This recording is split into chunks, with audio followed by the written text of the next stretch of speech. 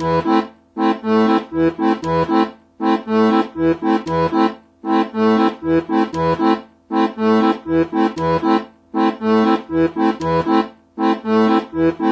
abordar agora o documentário produzido pelo Jornal de Beltrão através do nosso querido Jonatas.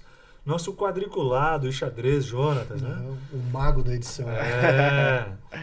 Jonatas, como é que foi? Como é que surgiu essa ideia do documentário? A ideia ela surgiu com Adolfo Pegoraro. Foi ali por maio, junho de 2022.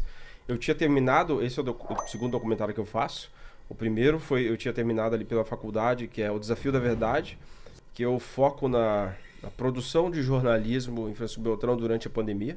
E aí eu mostrei para Adolfo, olha, um documentário que eu fiz, deu 27, 28 minutos de documentário. E ele gostou bastante do documentário, né? Traço toda a trajetória da pandemia em Beltrão. E aí ele falou, por que você não faz um pro jornal aí? Em janeiro vai fazer 10 anos que o Reolon foi preso. Faz um do Reolon. E ele jogou essa pauta, faz um documentário do Reolon. Falei, bom, se eu fiz da pandemia, entrevistei 4 pessoas, eu consigo fazer um do Reolon, né? Então, por que não?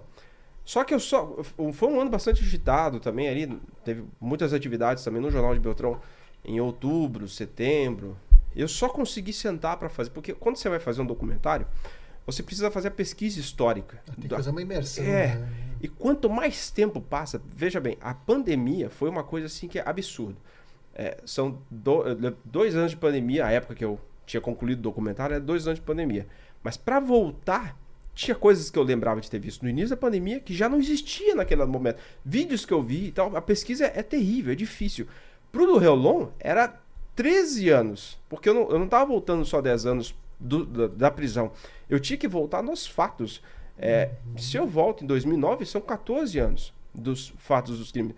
Eu não achei nada do pai dele. Eu achei vídeo assim, mas pouquíssima coisa, porque desaparece no YouTube. Procurei de diversas formas, né? Encontrei materiais na TV Sudoeste, na TV Beltrão, mas tem todo esse trabalho de pesquisa que você precisa fazer. Então eu começo ali em final de outubro, meio de outubro, eu começo já a fazer a pesquisa, né? Primeiro com o material que a gente tinha no Jornal de Beltrão, que a gente teve jornalistas que cobriu diretamente o fato. Isso dá uma riqueza de fatos, porque eu abro as matérias, até PDFs que a gente tinha em 2010, falava do incêndio. Um incêndio mata a família em Enéas Marques. Não havia um crime, era um incêndio. Então aí você já começa, pera lá, não tem crime aqui. Tem uma família morta em uma tragédia, um incêndio, que é uma coisa que o Badia fala, né? E aí você começa a fazer pesquisa, tá? Então, primeiro eu não sabia que era um crime. E aí você vai se aprofundando, você vai caminhando e você vai vendo como foi feita a matéria.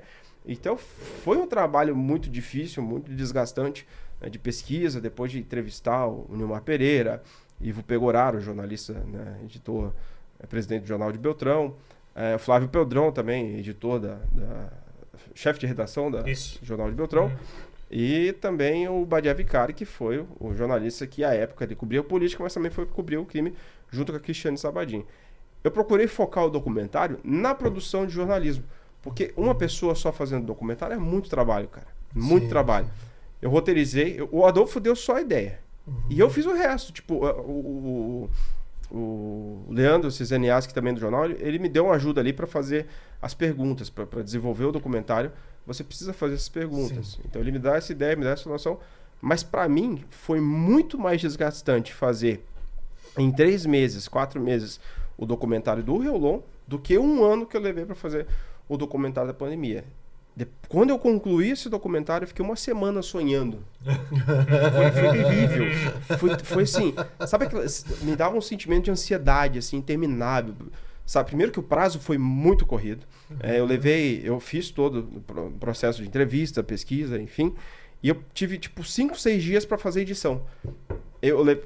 No primeiro documentário que eu fiz, eu levei 1 mês para fazer edição. Esse eu levei 5 dias. Então, toda a carga emocional, peso e tal, olha, foi terrível, assim. Toda a informação que na época eu tinha 20 anos, eu não sabia da profundidade. Sim. Eu fui revisitar agora, e isso assim, me impactou de uma forma muito...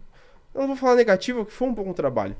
mas absorvi muita coisa ruim do que foram os não crimes. tem como o cara não sentir, né? Não se abalar com aqueles depoimentos do Reolão, inclusive, aquela frieza, né? Sim. Você, querendo ou não, você revisita as cenas. Sim. E isso tem um peso muito grande na gente, né? Então dá para entender. Mas apesar desse desgaste, Jonatas, e do pouco tempo que você teve, o material ficou muito bom. E é o primeiro documentário que o jornal viabiliza, né? Sim, sim. Então eu acho que começamos muito bem, né? Pode ser que alguém até ache alguma coisa, assim, alguma sugestão para fazer, mas eu acho que começamos muito bem.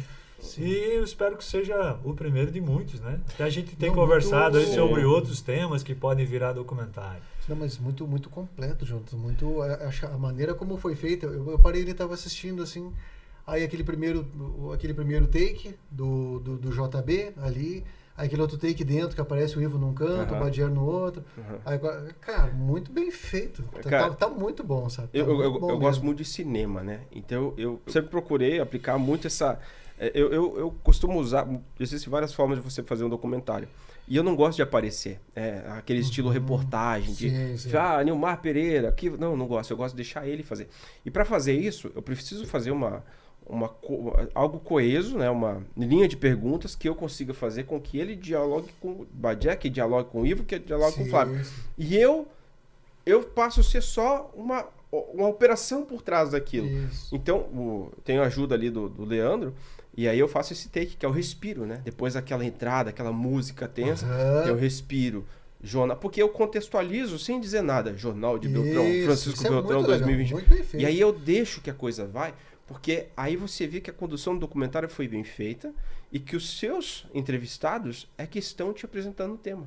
Não precisa... aquele narrador Deus que é muito usado na National Geographic, Story Channel, que eu acho legal, mas eu gosto de deixar a coisa mais subjetiva. É o que a gente fala o documentário, o Bill Nixon fala, Bill Nixon é um teórico de documentarista e tal. Ele fala que é o documentário observativo, a partir do ponto do seu entrevistado. E isso dá muito mais profundidade, porque é ele que tem um conteúdo, o Nilmar e tal. Então, eu consigo aplicar ali, mas é aquilo que eu falo, né? Foi muito legal, mas igual você fala, teria um ponto... Eu sou muito crítico naquilo que eu faço. E eu olho, tipo, se eu fosse fazer... O Alexandre Baggio, de Dois Vizinhos, ele fala, seria legal fazer uma série, 5 episódios, seria legal. Porque tem pra isso, né? Até tem. Isso, talvez no futuro fazer uma coisa mais elaborada, 5 episódios, que daí olhando, né? Eu já não faria com o olhar do jornalismo. Eu iria lá na comunidade Lajeado Bonito, como é que o morador se sentiu. Sim. Porque assim, tinha algo ali.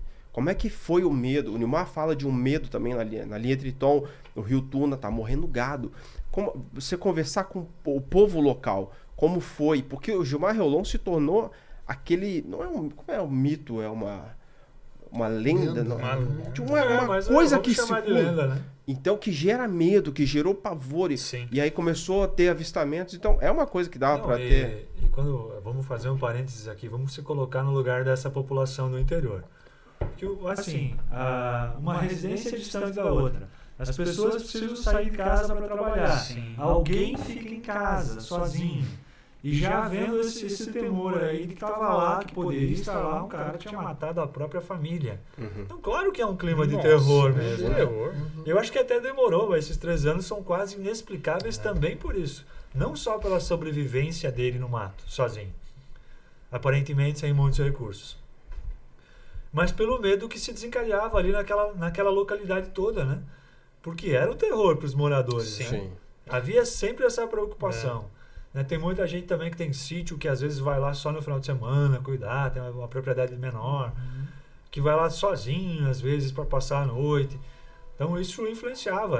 Eu conheço moradores que faziam esse comentário, que eles percebiam que alguém havia passado por lá, que era preciso ter cuidado quando estava lá sozinho. Então, era um clima de terror. Sim. Que seria, assim, um ponto de partida, né? Voltando agora. Exato, fechando o parênteses e voltando, sim, daria um excelente ponto de partida para um episódio.